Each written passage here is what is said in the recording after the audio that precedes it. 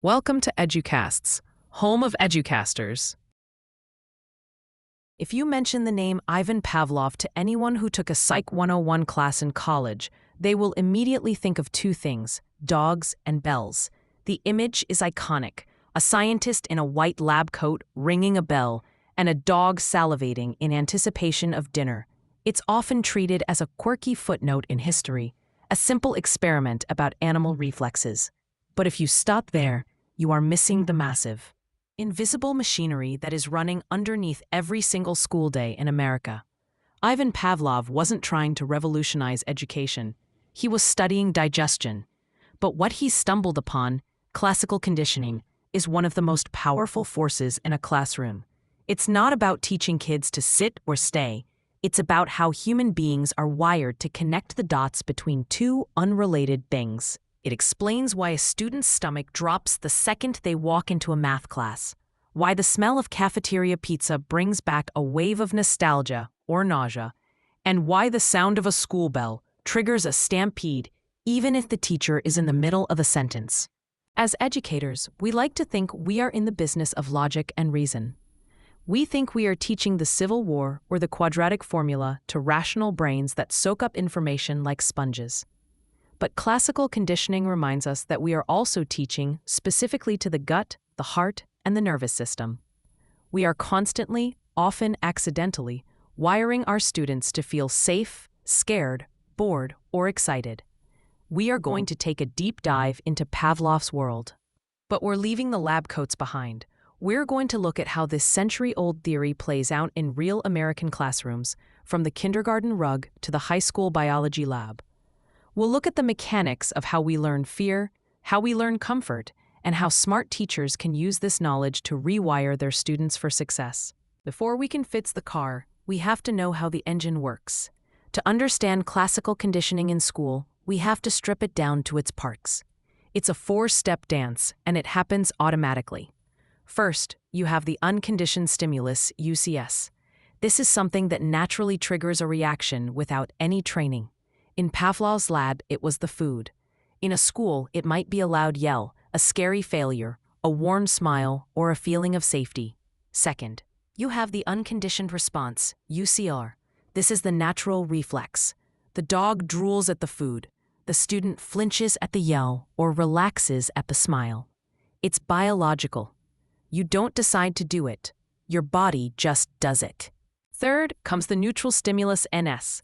This is something that initially means nothing.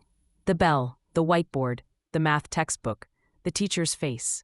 By itself, it doesn't trigger anything. Here is where the magic or the damage happens.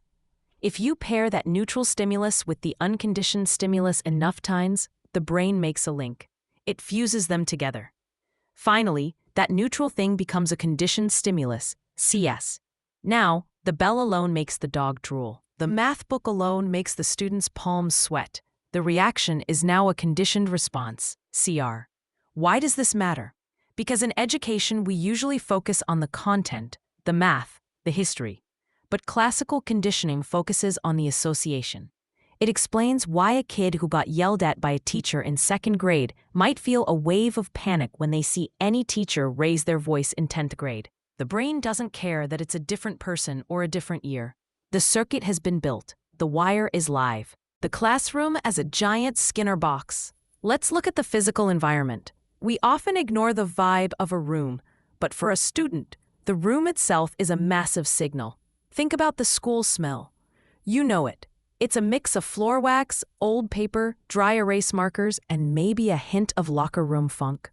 For some people, that smell triggers a feeling of focus and belonging. It means I am safe here. I am about to learn. That's positive conditioning. Somewhere along the line, that smell was paired with praise, fun projects, and friends. For others, that smell triggers a fight or flight response. Their stomach tightens. Their cortisol levels spike. Why? Because that smell was paired with bullying, failure, or feeling stupid in front of the class. They haven't even opened a book yet, and their brain is already screaming, danger. This is why the aesthetic of a classroom actually matters. It's not just about making it look cute for Pinterest. It's about creating a conditioned stimulus that signals safety. Soft lighting, comfortable seating, or even playing lo-fi music can act as a new stimulus. If a teacher consistently pairs that calm environment, CS, with positive support and low-stress learning, UCS, eventually, the student walks in and their blood pressure drops automatically. On the flip side, think about the fluorescent hum of a testing center, the silence, the rows of desks. For many adults, just walking into a quiet room with rows of tables brings back the sweaty palm terror of the SATs or ACTs. That is a lifelong conditioned response that started when we were teenagers. The teacher as the stimulus. This is the hard part for us teachers to hear. We are the stimulus. When you walk into the room, you are not just a person. You are a signal. Your facial expression, your tone of voice, even the spot where you stand in the room, it all communicates something to the student's nervous system.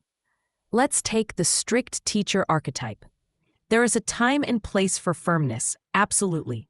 But if a teacher uses fear, yelling, public shaming, or heavy sarcasm as their main tool, they are creating a negative association with learning itself.